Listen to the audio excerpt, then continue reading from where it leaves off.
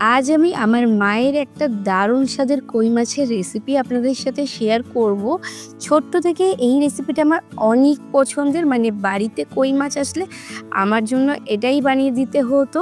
তো হ্যালো বন্ধুরা, আমি শুভ্রা রান্নাঘরে ভরিভোজ চ্যানেলে আপনাদের স্বাগত জানাই। চলুন তবে রেসিপিটা দেখে নেওয়া যাক।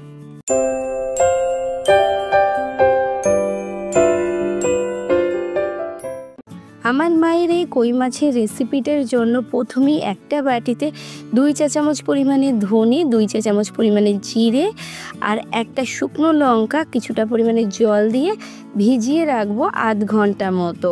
ততক্ষণে মশলাগুলো ভিজিয়ে কিছুটা সফট হয়ে যাবে। এরপর এদিকে আমি কই মাছ নিয়ে নিয়েছি। 6টা কই মাছ আছে, ওজন অনুযায়ী 300 গ্রাম মতো। ভালো করে ধুয়ে বেছে পরিষ্কার করে নিয়েছি। হাফ চা চামচ লবণ আর হাফ চা চামচ হলুদ দিয়ে কই মাছগুলোকে ভালোভাবে মাখিয়ে নিয়ে রেস্টে রাখবো 10 মিনিট মতো। ততক্ষণে মশলাটা বানিয়ে নেব। ভেজানো জিরে ধনের সাথে 1 ইঞ্চি পরিমাণে আদা আর একটা কাঁচা লঙ্কা দিয়ে মশলাটাকে মিহি করে বেটে নেব। এই রান্নার আসল স্বাদ কিন্তু এই মশলা বাটাতেই আসবে, মানে বাটা মশলাতেই এই রান্নার স্বাদ সবথেকে বেশি ভালো হয়। আমি কিন্তু গুঁড়ো মশলাতেও করে দেখেছি, এরকম স্বাদ কিন্তু কখনোই হয় না। মশলাটাকে একদম মিহি করে বেটে নিয়েছি যতদূর সম্ভব।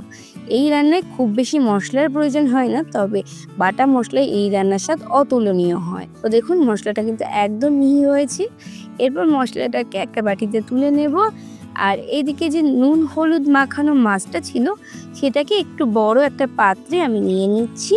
এর মধ্যে দিয়ে দিচ্ছি ওই যে বেটে রাখা মশলাটা, সেই মশলাটা হাফ চা চামচ হলুদ, হাফ চা চামচ লবণ দিয়েছি, লবণ আগেও দিয়েছি তাই সেই বুঝে দিতে হবে। আর 1 চা চামচের 4 ভাগের 1 ভাগ দিয়েছি কাশ্মীরি লঙ্কার গুঁড়ো, বেশ কিছুটা সর্ষের তেল, মোটামুটি 5 থেকে 6 চা চামচ পরিমাণে সর্ষের তেল দিয়ে খুব ভালোভাবে হাতে করে মাখিয়ে নিতে হবে।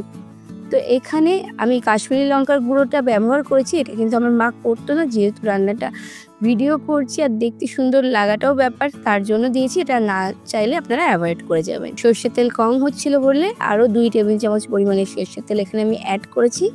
এরপর সমস্ত কিছু হাত দিয়ে ভালোভাবে মেখে এটাকে রেখে দেব। এদিকে গ্যাসে আমি কড়াই বসিয়ে দিয়েছি। কড়াইটা গরম হয়ে গেলে 1 চা চামচ পরিমাণে সর্ষের তেল দিয়ে হাফ চা চামচ গোটা জিরে আর একটা তেজপাতা ফোড়ন দিয়েছি। তারপর ওই যে মেখে রাখা মাছটা সেটাকে কড়াইয়ের মধ্যে দিয়ে দিলাম। আর এই যে বাটিটা ধুয়ে কিছুটা জল দিচ্ছি, এখানে মোটামুটি 1 কাপ পরিমাণে আমি জল অ্যাড করেছি।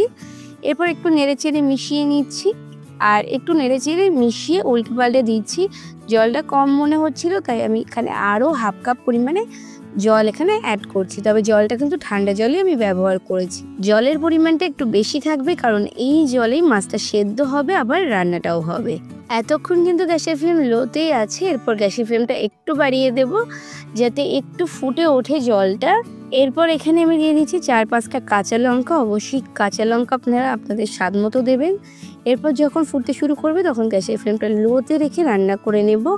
মোটামুটি 7-8 মিনিট পর আমি ঢাকনাটা খুলে একবার দেখে নিচ্ছি। দেখে উল্টে পাল্টে একটু নেড়ে চেড়ে দিচ্ছি, দিয়ে আবারও কিন্তু ঢাকা চাপা দিয়ে রান্না করব। 10 থেকে 12 মিনিট মতো রান্না করতে হবে ঢাকা চাপা দিয়ে। তো উল্টে পাল্টে দেওয়ার পর আবার আমি ঢাকাটা চাপা দিচ্ছি।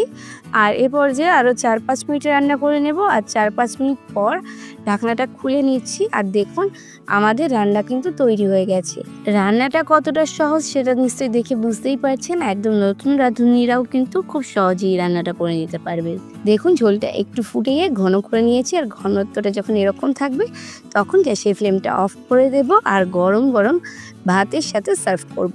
ছোটবেলা থেকে এই রেসিপিটাকেই আমরা তেলকই বলে খেয়ে এসেছি, তবে এখন ইউটিউব বা ফেসবুকে দেখলাম তেলকইয়ের রেসিপিটা সম্পূর্ণ আলাদা, যাতে পেঁয়াজ রসুন ব্যবহার করা হয়। তো এই রেসিপিটাকে আমি কি নাম দেব সেটা না হয় আপনারা কমেন্টস করে আমাকে জানিয়ে দেবেন।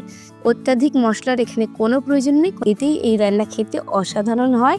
কোনো জিরে ধনের কাঁচা গন্ধ আপনারা পাবেন না, কথা দিচ্ছি। আর মাছটা খেতে অসম্ভব সুস্বাদু হয়। আপনারা অবশ্যই এই রেসিপিটা ফলো করে একবার বাড়িতে বানিয়ে দেখবেন। আর আমার আজকের রেসিপিটা কেমন লাগলো কমেন্টস করে জানাতে কিন্তু একদম ভুলবেন না। ভালো লাগলে লাইক শেয়ার করে অন্যদের দেখার সুযোগ করে দেবেন। যদি ফেসবুক পেজ থেকে আমার রেসিপিটা দেখে থাকেন অবশ্যই করে পেজটাকে ফলো করে দেবেন। ইউটিউব থেকে দেখে থাকলে চ্যানেলটা চ্যানেলটাকে সাবস্ক্রাইব করে পাশে থাকা বেল আইকনে ক্লিক করে দেবেন, যাতে পরবর্তীকালে চ্যানেলে যখন নতুন কোনো রেসিপির ভিডিও আপলোড করব সবার আগে আপনাদের ফোনে নোটিফিকেশান পৌঁছে যায়। আজকে এই পর্যন্তই, আবার আসবো অন্য কোনো দিন অন্য কোনো রেসিপি নিয়ে। ততক্ষণ ভালো থাকবেন, সুস্থ থাকবেন।